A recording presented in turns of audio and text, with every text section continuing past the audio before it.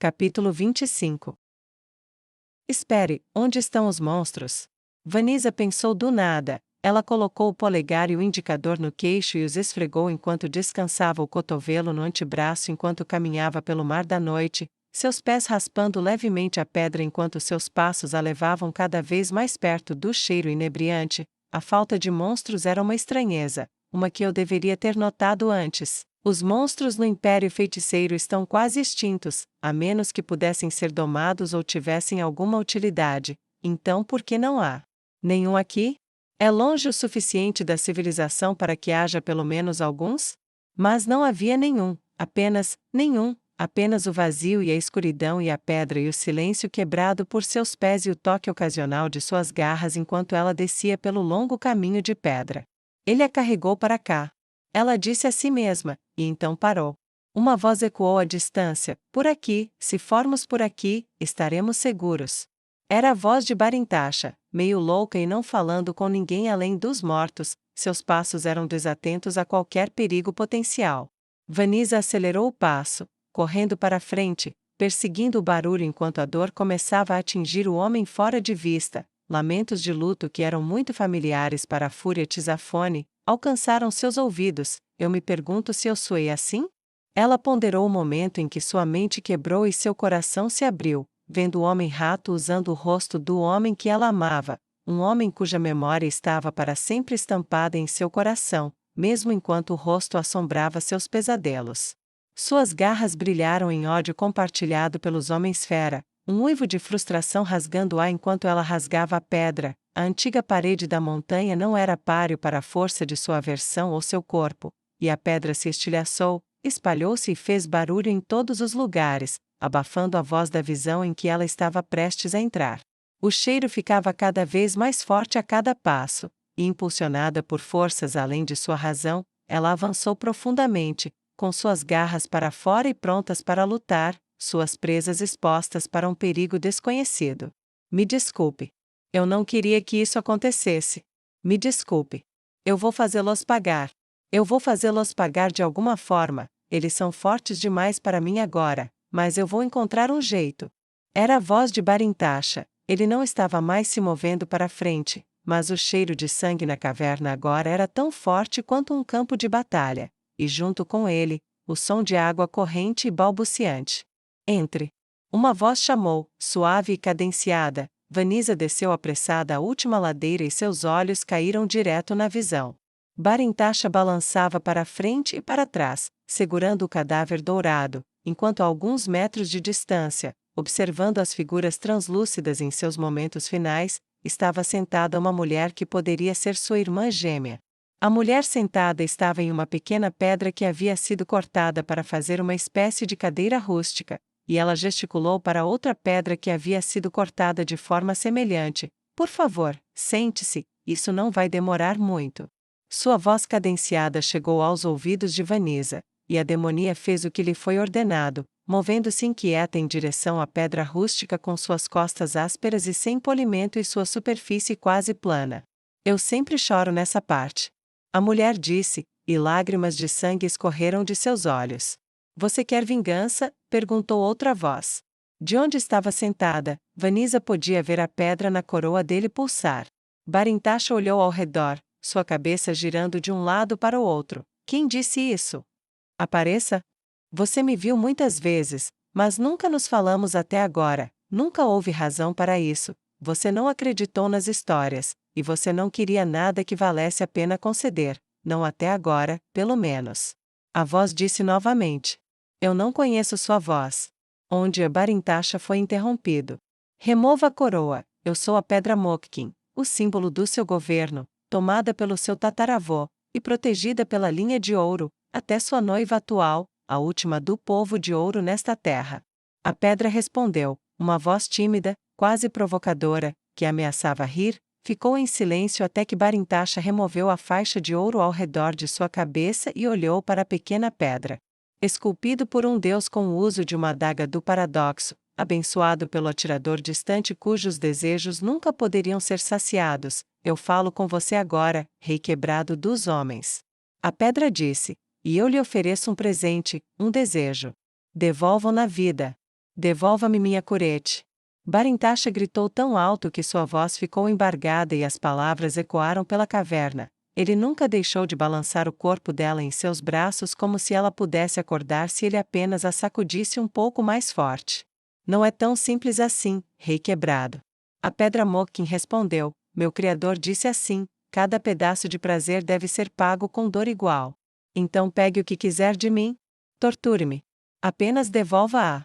Ou se não puder, dê-me os meios para vingar minha curete. Os olhos de Barintasha se arregalaram enquanto ele gritava para a pedra, lágrimas rolando pelo seu rosto, ele gritou, tire meu reino. Tire o que quiser. Apenas me dê o que eu peço. Nenhuma tortura que você possa me infligir pode ser pior do que isso. Faça isso parar. Você pede muito, tem certeza de que aceita os termos do acordo? A pedra perguntou. Eu aceito, gritou Barintasha. Faça um buraco em mim, cave onde você estiver e coloque o corpo dela lá dentro como se fosse enterrá-la. A pedra instruiu. Barintasha deitou o curete com o máximo cuidado, como se a estivesse colocando na cama para dormir, e começou a bater na pedra com punhos marcialmente fortalecidos. A pedra começou a rachar e ele a retirou, jogando pedrinhas e poeira para o lado enquanto criava um buraco um pouco maior que a envergadura das asas de Vanisa, e então moveu o corpo da mulher dourada para o centro. Ótimo, agora, coloque-me sobre o corpo dela e fique de lado. A pedra Mokin disse, então eu concederei seus desejos. Barintasha saiu do buraco e se ajoelhou para observar e esperar. Foi lento no começo, apenas um leve fio vermelho do corpo que deveria ter sido completamente drenado de sangue, mas esse fio se tornou um fluxo e o fluxo se tornou uma inundação. O sangue jorrava de seu corpo através de seus olhos, seus ouvidos, seus poros, vinha de todos os lugares em uma pequena inundação constante que subia lentamente como água enchendo uma banheira. O humano estendeu a mão ao vê-la se erguer. O que é? Barintasha não teve permissão para terminar. Espere. A pedra ordenou enquanto a rosa vermelha cobria seu corpo, escondendo-o cada vez mais de vista. Quando a fonte subir, beba, beba e eu lhe concederei tudo o que você deseja, e exigirei um preço justo. A pedra Mokin prometeu, e Barintasha esperou, observando enquanto seu rosto desaparecia sob a maré vermelha, e do centro, perto de seu coração, uma rosa vermelha borbulhante. Pelo canto do olho, Vanisa podia ver a mulher dourada sentada ali, segurando o rosto entre as mãos, chorando baixinho enquanto a cena se desenrolava. Não faça isso, ela implorou. Barintasha olhou ao redor. Curete. Ele engasgou, e depois de juntar as mãos, ele as empurrou para dentro da poça vermelha borbulhante e levou o sangue aos lábios, ele sorveu em sua boca, e a dor rasgou seu corpo. Ele se dobrou e caiu para trás, arqueou-se da cabeça aos calcanhares, seus dedos rasgando seu corpo como se ele tivesse pegado fogo, ferimentos apareceram em grande número, carne rasgada em seu peito enquanto ele gritava e se debatia, mas eles nunca permaneceram. As feridas se fecharam tão rápido quanto se abriram, apenas para serem substituídas com a mesma rapidez, minuto após minuto, hora após hora, suas cordas vocais rasgaram sua garganta, os gritos pararam. Eles se curaram. Ele gritou mais. Suor e sangue pingavam sobre a pedra, e seus olhos esbugalhados fitavam a escuridão, fixos no teto enquanto seu corpo queimava, quebrava e se refazia por dentro. Foi por isso que ele não viu Curete sentar-se no meio do sangue, nem o ouviu falar. Do que você vai abrir mão para acabar com a dor dele? A pedra da zombaria perguntou. Seu corpo balançava, fraco demais para se mover muito, ela choramingou. Qualquer coisa. Vanisa começou a entender, e a mulher de ouro abraçou seu próprio corpo, estendendo a mão para a cena do passado distante, mas sem se levantar de onde estava sentada. Barintasha ficou imóvel, em silêncio por fim, seu corpo mole, o que? Ele se perguntou e tocou seus membros, eu me sinto bem, realmente, realmente bem. Ele murmurou e sentou-se. Seus olhos caíram sobre a mulher de ouro que estava nua, exceto pelo sangue que cobria todo o seu corpo como se fosse uma roupa, e uma faixa de ouro em volta da testa com uma pequena pedra incrustada no centro. Seu desejo foi concedido. Curete disse, você veio até a poça sangrenta para implorar ao seu guardião por força para vingar seu povo, e ela foi concedida, o preço que você pagou, a memória de seus arrependimentos, e nunca mais sentar no trono, foi aceito, Vá e mate os homens-fera.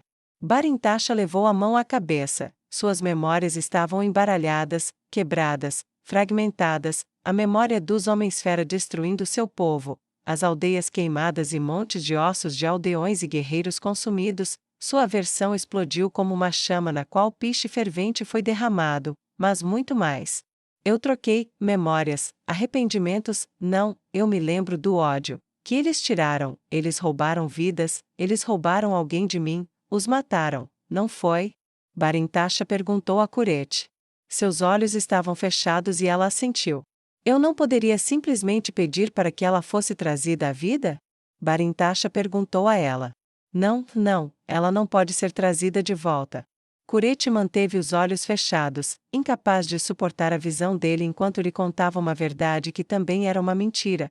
Tudo o que você pode fazer é vingá-la, ela e todos os outros que tiraram de você. Você é o andarilho da perda. As vidas que você tirar vão me alimentar, e este lugar, até que a morte finalmente leve você, ou o mundo chegue ao fim. Barintasha sentou-se pesadamente. Eu não gosto de não saber, mas eles devem ter valido a pena se eu fiz a troca. Mas, qual era meu nome, ou, qual é meu nome? Andarilho da perda é um bocado. Ele levantou os olhos do chão de pedra e encontrou o belo rosto do guardião da poça sangrenta. Seu nome é Intan? Ela disse e estendeu as mãos. Ele se levantou e permitiu que ela segurasse seu rosto. Ela pressionou os lábios ensanguentados na testa dele. Você vai esquecer muitas coisas, mas vai se lembrar pelo menos disto. Aquela que morreu, ela te amava mais do que você pode imaginar.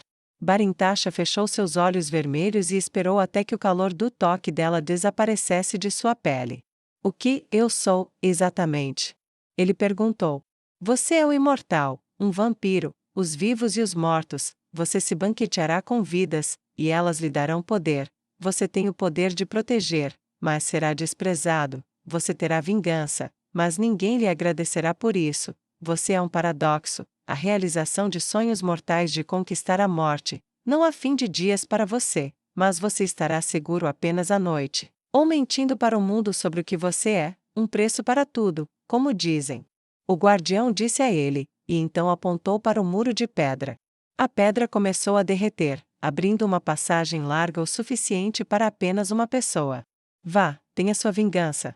Então, a mulher dourada sufocou as palavras enquanto ele se afastava e se dirigia para a saída que fizeram para ele. A figura translúcida desapareceu na passagem, e somente quando a pedra se fechou Curete caiu de volta na poça sangrenta e adicionou o sal de suas lágrimas ao vermelho rico em ferro, e a visão lentamente desapareceu. A mulher dourada que estava sentada na cadeira de pedra olhou fixamente para o demônio, tendo se recomposto o melhor que pôde e limpado o nariz depois de uma última fungada. Você tem alguma pergunta? Ela perguntou, mordendo o lábio inferior para acalmar o tremor que ameaçava quebrá-la novamente.